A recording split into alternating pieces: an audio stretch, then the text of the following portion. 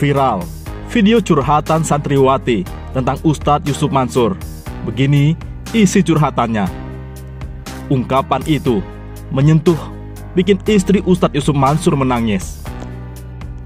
Viral video curhatan santriwati Ustadz Yusuf Mansur. Pemilik akun @fatanifa mengunduh video curhatannya tentang Ustadz Yusuf Mansur dengan panggilan ayah pada video tersebut.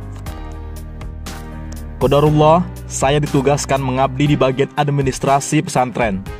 Sedikitnya saya paham kemana dan pada siapa saja dana manfaat itu disalurkan, beber Fathia Hanifah dalam unggahan di Instagram pribadinya. Video tersebut diunggah juga di akun Instagram istri Yusuf Mansur @maimunah_mansur. Tulisanmu membuat air mata ini mengalir. Makasih Fatanifah, sayang. Semoga Allah kabulkan doamu dan juga doa teman-temanmu. Berikut adalah isi curhatan santriwati Ustadz Yusuf Mansur yang banyak mengundang beragam komentar dari netizen. Ayah, tidak seperti yang kalian sangkakan. Ceramahnya kok memaksakan sedekah sih? Uang sedekah? Kemana larinya? Kiaimu itu lagi kesandung kasus ya? Bismillah, setelah beberapa bulan ke belakang ini, kami diam. Berhubung pertanyaan yang sama selalu hadir, terlebih semenjak kami libur dan pulang ke rumah masing-masing. Sakit bagi kami saat mendengarkannya. Padahal yang sebenarnya terjadi begitu juga berbeda dari apa yang diberitakan. Sekeras apapun kami membela seseorang yang dalam hatinya telah timbul rasa benci, maka akan begitu sulit untuk percaya. Akan sulit juga bagi kami untuk membeberkan kebenaran yang ada.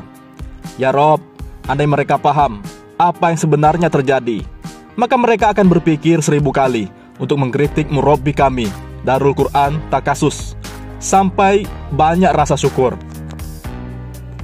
Bersama ratusan bahkan ribuan alumninya, alhamdulillah, selama itu pula tidak ada sepeser pun uang yang kami keluarkan untuk biaya apapun. 4 tahun dididik dan difasilitasi beasiswa Darul Quran Takasus. Saya sampaikan banyak rasa syukur.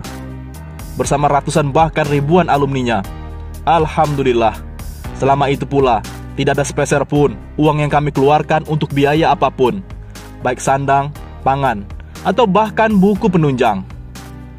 Jika masih bertanya, kemana penyaluran sedekah yang mereka maksud?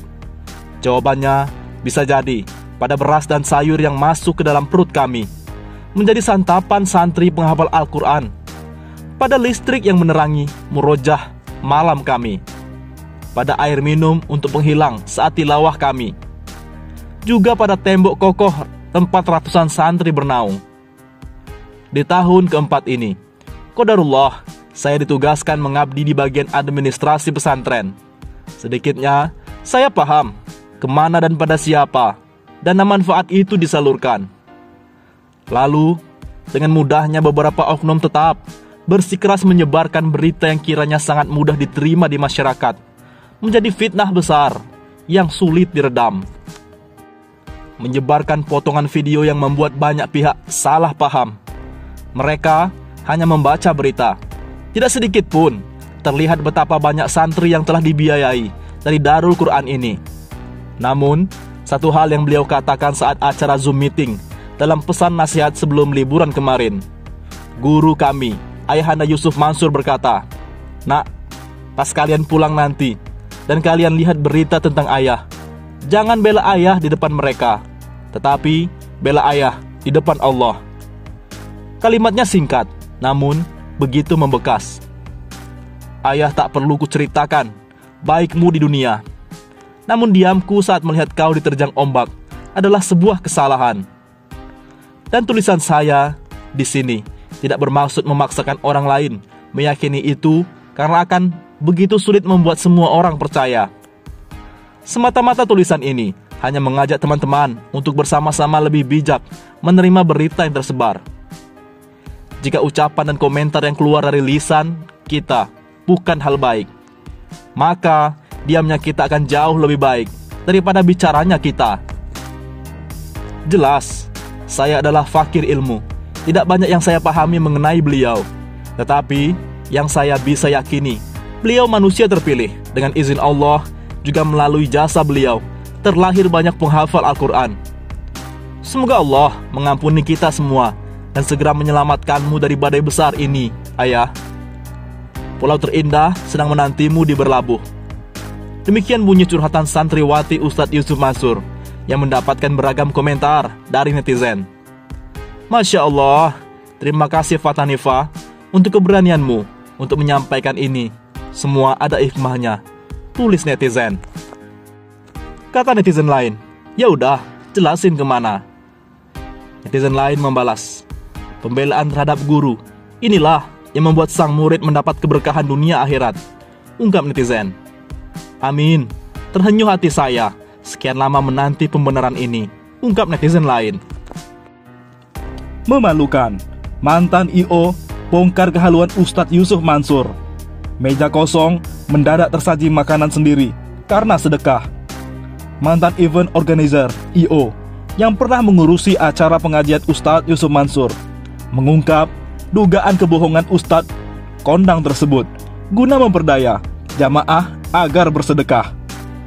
Pria bernama Arif ini menuding Ustadz Yusuf Mansur pernah mengatakan bahwa sebuah keranjang kosong bisa berjalan sendiri ke pasar. Tak hanya itu, keranjang tersebut otomatis terisi oleh sayur dan daging. Meja makan yang semua kosong pun bisa mendadak tersaji makanan karena kekuatan sedekah.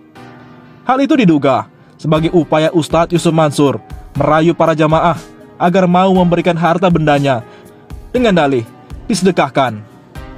Lantas, seperti apa ceritanya? Arif menjelaskan jika dirinya pernah mendengar Ustadz Yusuf Mansur bercerita sebuah kisah tentang kekuatan sedekah yang membuat dirinya serta hampir seluruh jamaah melongo. Ustadz Yusuf Mansur dituding berbohong. Saya terngiang-ngiang satu kisah beliau ya, satu cerita beliau yang diangkat di satu jemaah.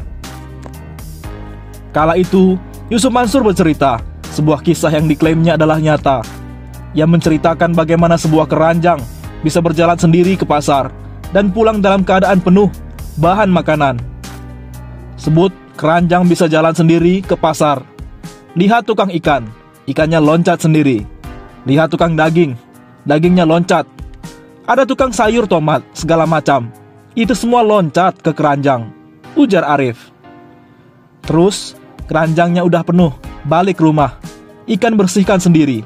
Masuk ke wastafel, terus pisau memotong sendiri. Tek, tek, tek. Lanjutnya, memperagakan pisau sedang memotong sesuatu. Lebih lanjut, Arif pun menceritakan jika ternyata pemilik rumah sedang sholat duha dan kaget karena tiba-tiba tercium bau makanan mirip seperti cerita dalam sinetron. Itu kisah, kan bikin jemaah melongo kan? Nah ternyata si pemilik rumahnya itu sedang sholat duha, ujarnya. Pas sudah beres sholat duha, beres ngaji, tercium nih bau makanan. Ternyata pas lihat meja, sudah terhidang semua, lanjut Arif. Host pun bertanya, perihal respon Arif kini menyikapi hal tersebut, yang menduga semua adalah cerita karangan belaka. Nah, belakangan Arif tahu jika semua cerita itu adalah karangan hanya memotivasi orang untuk bersedekah. Tanya host. Ya, semua itu adalah karangan, pungkas Arif. Bagaimana menurut pendapat Anda?